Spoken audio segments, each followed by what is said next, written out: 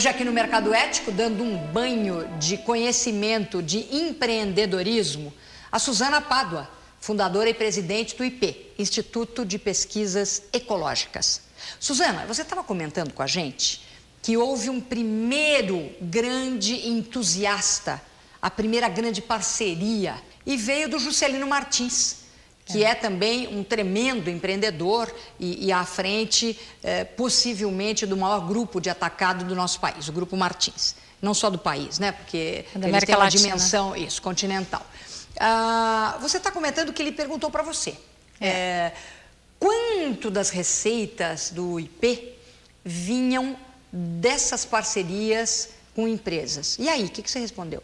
Zero, porque recentemente eu tinha tido uma grande decepção.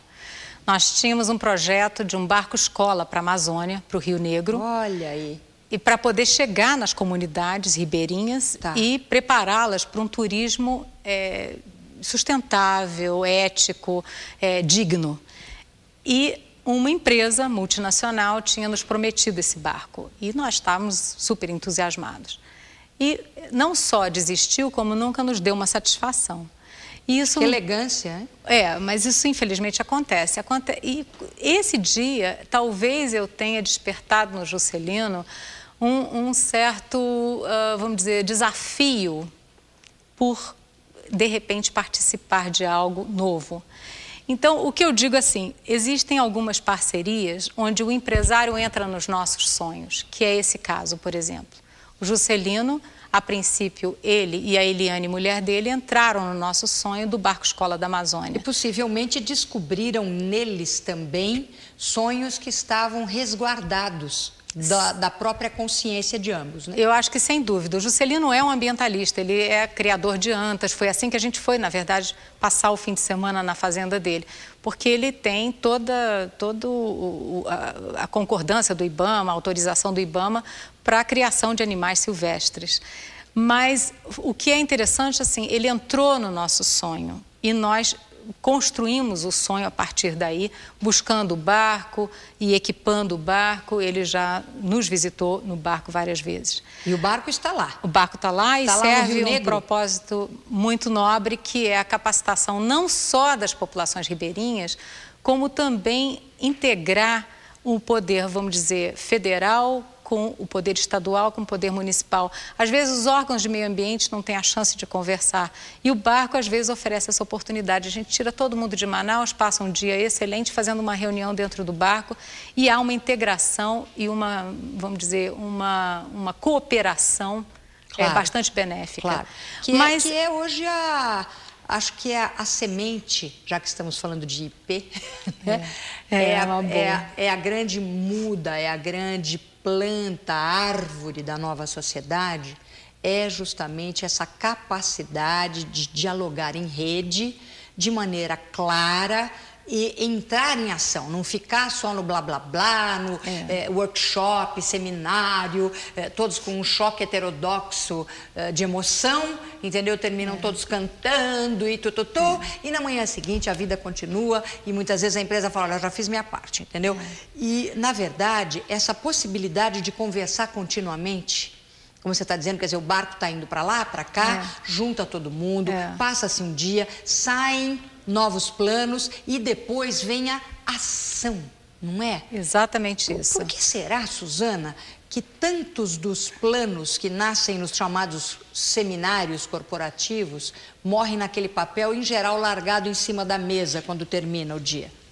Eu não vou entrar muito nesse mérito, mas talvez porque eu acho que tem que ter alguém animando, né? A gente precisa de animadores e precisa dessa área de comunicação. Precisa do polinizador, já que estamos falando de meio ambiente, né? De ecologia, né? Precisa ter esse elo que hoje vocês estão sendo. Com certeza. Agora, no mundo empresarial, que até então eu estava bastante descrente, eu hoje sou uma otimista. Eu acho que está tendo uma rede do bem, uma nova tendência que é bastante promissora, bastante de esperança. Traz esperança. Então, a gente vê hoje, por exemplo, um dos nossos projetos grandes do Pontal, por exemplo, de reflorestamento, foi uma competição acirrada um projeto que a gente mandou para a Petrobras. Mas a própria Petrobras elegeu o IP como uma instituição a continuar um projeto de longa duração. E isso antigamente você não via isso acontecer. Por quê? Porque provavelmente muitos usavam esse tipo de apoio para autopromoção, para aparecer carreira, na mídia. etc. Agora, tem outros que estão de fato acreditando. Então, a gente vê empresários assim como o próprio Juscelino, a Natura, a própria Alpargatas, né, que eu ia chegar lá. Elas hoje estão indo além do que manda a lei ou do que daria para fazer uma propaganda. Elas incorporaram valores. Então, nós temos, por exemplo, uma parceria que eu acho que todo mundo ganha, que é com as Havaianas. Tem uma coleção de Havaianas IP, que são estampadas com as espécies brasileiras. E isso é importante, Cristina, porque é o seguinte, você vai comprar alguma coisa no Brasil, você encontra girafa, elefante, tigre, mas não encontra as espécies brasileiras. Como é que nós, brasileiros, vamos ter orgulho da biodiversidade que esse país tem se a gente não tem chance de aprender sobre ela? Claro. Então, um dos primeiros fatores que nos motivaram a fazer essa parceria com a Havaiana, com certeza, é o recurso que ela dá para o IP, que é um recurso que vai para a administração, que 7% da venda de cada sandália vai para o IP do fortalecimento institucional. Isso que você está falando, Suzana, isso é uma coisa muito importante. A gente trabalha muito no nosso grupo de empresas com essas parcerias, você sabe disso, com consultoria para desenvolvimento sustentável. Uhum.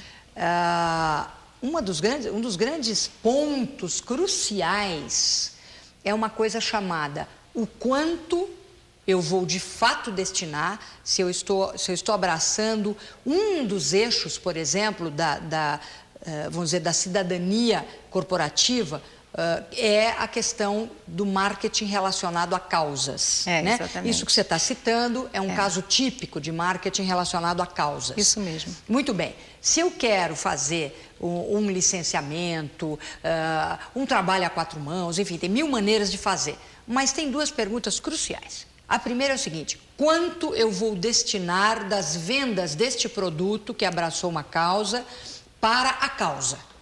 Porque não adianta falar, olha, uma parte, que parte? 1%, 0,5%, você está sendo muito, muito pão duro, isso não vai ficar bom para a sua marca. A segunda coisa é satisfações a todos. Conte a todo mundo o que de fato foi vendido, quanto está sendo direcionado e o que está sendo feito com o recurso. Isso, e a contrapartida da organização. No caso, por exemplo, quer dizer, o IP precisa e certamente faz toda uma prestação de contas.